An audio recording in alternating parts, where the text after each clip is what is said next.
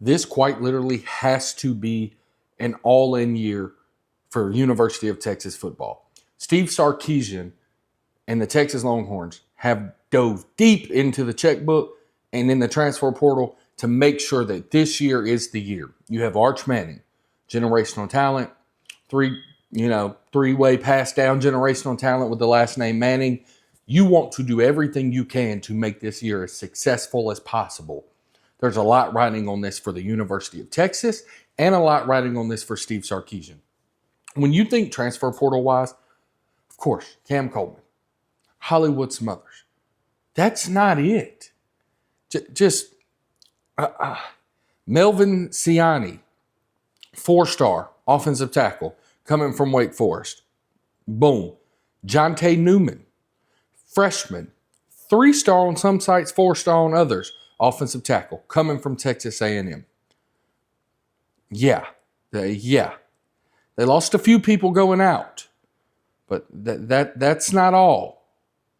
Obviously, Hollywood Smothers in, Cam Coleman in. Cam Coleman's NIL valuation is sitting at $2.5 million minimum. Minimum. Diving deep into the pockets. Raheem Biles, 4-star linebacker coming from Pittsburgh to Texas. Justin Cryer, 3-star coming from Florida State to Texas.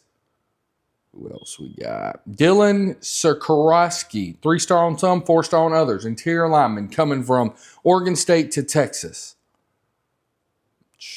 Zion Williams coming from LSU to Texas. What else you got? Raleek Brown, 4-star running back from Arizona State coming to Texas. Just in Hollywood Smothers and Cam Coleman alone, you're probably looking at $4 million plus in NIL money. On top of making sure Arch stayed, you lost Livingstone, you lost Dante, what was his name? You lost Moore Jr. Yeah, you lost a few people, 100%. It is an all-in season for Steve Sarkisian. Last year, does not get to the SEC Championship. He did get to the SEC Championship his first year, 100%. Lost to Georgia.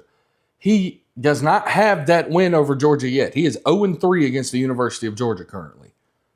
Cool. If we want to move on from that, let me see. If we want to move on from that, you have to understand. And we're going to go through it real quick because I want to make sure I'm spot on. Big shout out to having 2 phones. Can record on the iPhone and obviously watch my screening. And then obviously have my, where are we at? Have my S25 Plus help me with a lot of my other stuff. I know a lot of people talk down on Android. Key phone when it comes to content creation and integration. Okay, where are we at? So Steve Sarkisian's in his 6th season. He's 48-20 with a 70% win percentage. Cool. Not elite. Don't care what anyone says. That is not elite. 48-20, 70%, not elite. Not at all. They hadn't won a national championship since 2005. They hadn't been a national runner-up since 2009. They made the college football playoff last year. Did not make it to the national championship, obviously. He had a Heisman winner since 1998. Excuse me. Obviously. What else we got?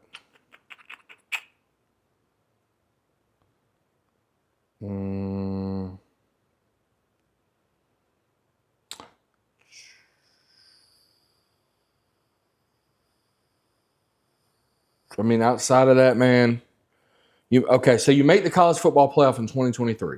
You're the 3 seed. You're in the Sugar Bowl. You play Washington. You lose 37-21. After beating Clemson in the first round, 38-24 to move on. No, wait, that's 2024. 2023, 37-31, you're out.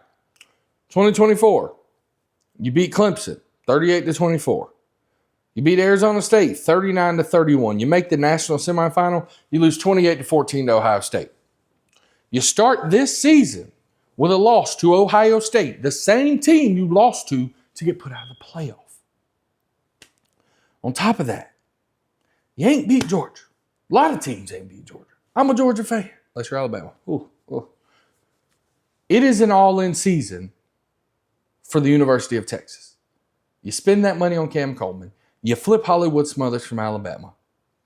This is it. You really start to question Sarkisian if they don't make the playoffs this year. You have Arch Manning.